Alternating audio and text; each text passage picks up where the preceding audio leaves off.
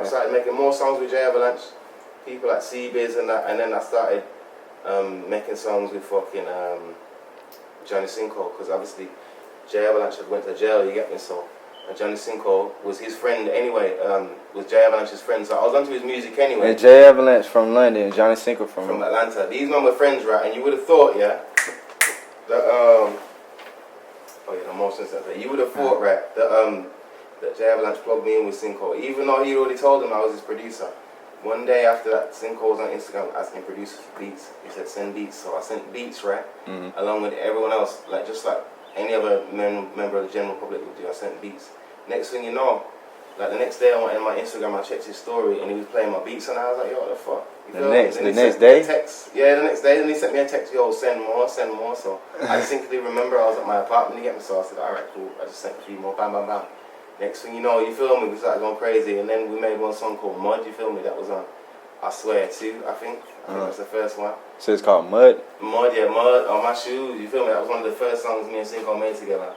And then it was up after then, you feel me, so I just carried on, and then, you get me, I've been at my house all the time until COVID hit, and then I started making, I don't know, everyone just seemed like it was at home, there was a lot of money being made at the time, so niggas were spending money on beats, so I don't know, like I did all my apartment up, I bought carpets, new beds, everything, and I thought, you know what, this ain't enough, you know.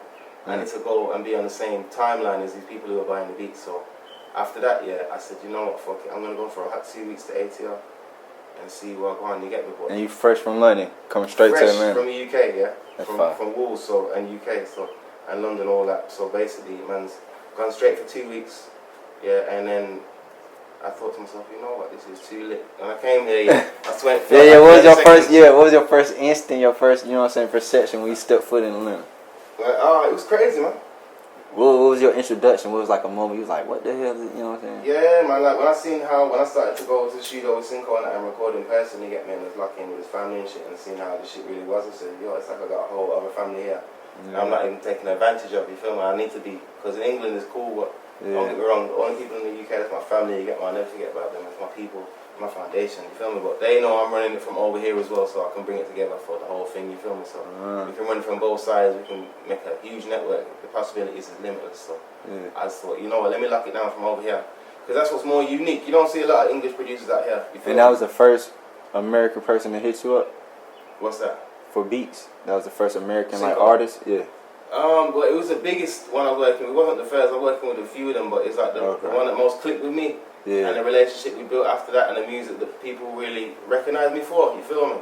It's me and Bro, man, like the wave we're on is crazy, you feel me? So, and that brought me to working with other people like Jay Critch, you feel me, as well. We got a whole wave, I got millions of views. How did you meet Jay Critch? How did that happen?